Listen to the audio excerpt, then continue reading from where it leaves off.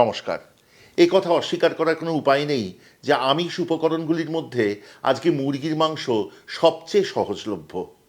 এর জন্যই চারিদিকে মুরগির মাংসের নানান পদের এত ছড়াছড়ি। তারই ফলে এই মাংসের প্রতি অনীহা এবং একঘেয়েমি আসা খুব স্বাভাবিক। অনেকের জীবনযাত্রা এত কঠিন যে আজকের দিনে সময়, ইচ্ছা অথবা উপায় কোনোটাই থাকে না রান্নাঘরে অনেকক্ষণ সময় কাটাবার। তাদের সবার কথা ভেবে চলছে এখনকার সিরিজটি, মুরগির মাংসের সহজ, সুন্দর অথচ অতি সুস্বাদু কিছু রান্নার সিরিজ। এরই সূত্রে আমাদের আজকের রান্নাটি। মুরগির মাংসের ঝোল প্রায় প্রতি বাড়িতেই অহরহ হচ্ছে।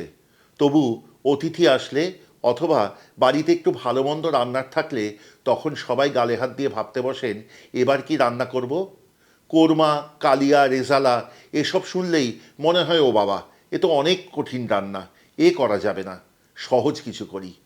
সেই কোরমা, কালিয়া ইত্যাদি যদি খুব সহজে আনা যায় সামনে, সেই কথা ভেবে আমরা আজকে আনছি মুরগির ঘরোয়া কোরমা। চলুন শিখি।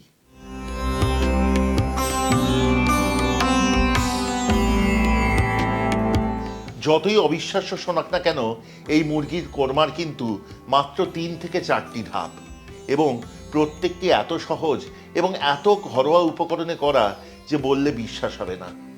এই রান্নার জন্য প্রথমে মুরগির মাংস মেখে নিন এবং তারপর কড়াইয়ে গরম করুন সর্ষের তেল আর ঘি।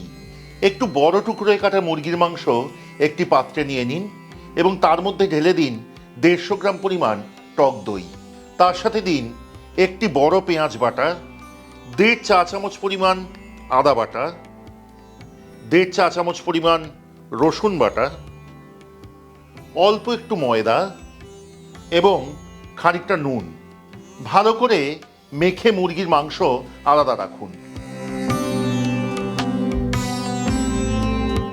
এবার একটি কড়াই আঁচে চাপিয়ে দিয়ে দিন সর্ষের তেল এবং ঘি।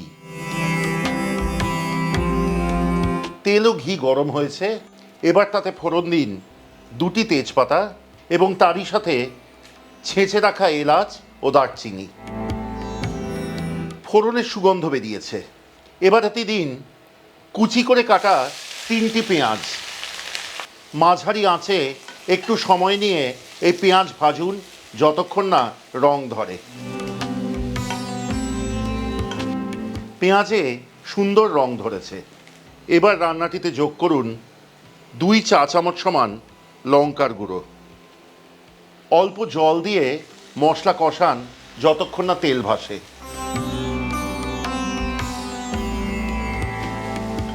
মশলায় তেল ভেসে উঠেছে, এইবার এতে যোগ করুন আগে থেকে মেখে রাখা মুরগির টুকরোগুলি। মুরগির মাংস যোগ করবার পর তা কষান পরবর্তী মিনিট 5।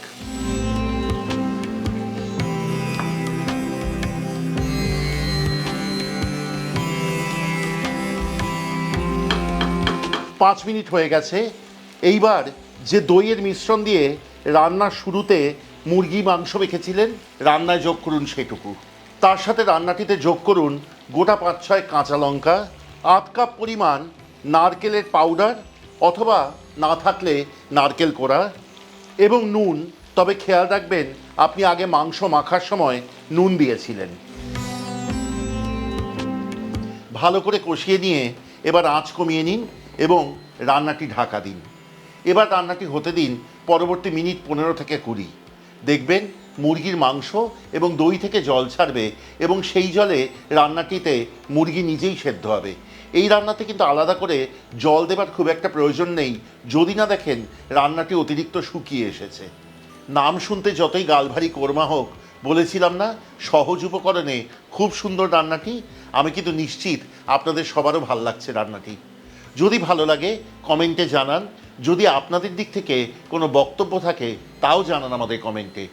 যদি ভালো লাগে শেয়ার করতে ভুলবেন না রান্নাটি আত্মীয় বন্ধু প্রিয়জনদের সাথে, এবং সঙ্গে থাকুন সাবস্ক্রাইব করে, খুব আনন্দ পাবো। যদি মনে করেন আমাদের চ্যানেলের সব রান্নার নোটিফিকেশন প্রথম পৌঁছবে আপনার কাছে, তাহলে দয়া করে বেল আইকনটি কিন্তু টিপে দিতে ভুলবেন না। আর হ্যাঁ, যদি আমাদের যোগাযোগ করতে চান তাহলে রাখা রইল আমাদের যোগাযোগের নম্বর 6291834357। ফোন কল অথবা হোয়াটসঅ্যাপের মাধ্যমে যোগাযোগ করবেন। এবার রান্নায় ফিরি। এই রান্নাটিতে মিনিট 15 বাদে দেখবেন মাংস সুসিদ্ধ হয়েছে। যদি না হয় মাঝে মধ্যে খুলে একটুখানি নাড়াচাড়া করে নেবেন এবং যতক্ষণ না মাংস সুসিদ্ধ হবে ততক্ষণ রান্নাটি হতে দিন।